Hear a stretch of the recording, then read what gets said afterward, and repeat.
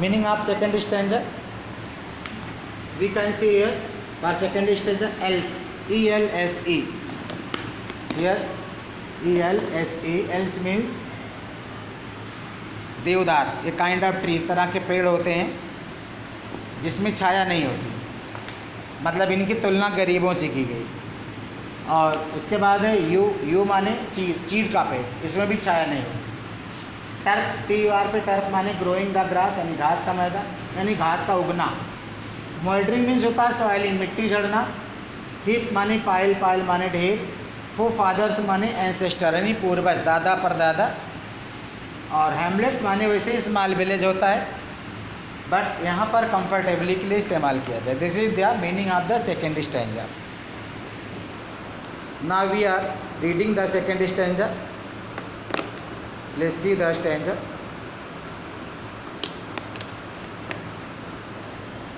दूसरे स्टैंजा में कब्रिस्तान के दशा का वर्णन किया जा रहा है. The condition of symmetry is being describe in this second stanza. वह पोएट इज सिटिंग, जहाँ कभी बैठा हुआ है. देखिए, बीनीथ, कभी कह रहा है नीचे. दोज, उन लोगों की कब्रें. रग, बद्दी. एम्स, चीड़. दैट यू, और देवदार की ट्री, पेड़ की शेड, छाया में. यानी कभी कह रहा है ये गांव के गरीब, उपेक्षित मजदूर, किसान, जो गरीब थे, जो समाज में उपेक्षित थे जीते जी, उनकी कब्रों को भद्दे और छाया रहित चीड़ और देवदार के पेड़ की छाया में बनाया गया.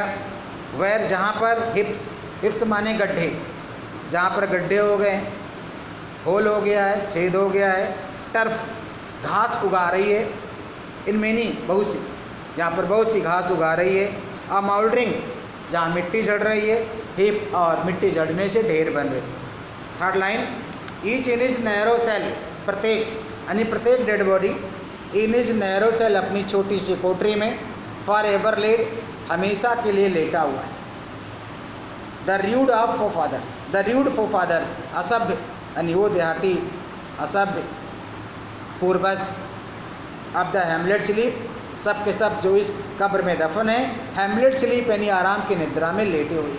या हैमलेट स्टैंड फॉर कंफर्टेबली, बिना किसी दुख विघ्न के ये सारे के सारे पूर्वज आराम से इन्हीं टूटे फूटे कब्रों के नीचे दबे हुए हैं. सब आराम से लेटे हुए हैं. इन्हें किसी भी तरह की कोई विघ्न या असुविधा महसूस नहीं हो रही. ओवरऑल कभी इस स्टैंजा के माध्यम से कहना चाह रहा है कि ये पूर्वज जो देहाती गरीब उपेक्षित थे, ये जीते जी कष्ट में थे, लेकिन इन्हें उन्हीं कष्ट में जीना अच्छा लगता था. वो उसके आदी थे, हैबिचुअल थे.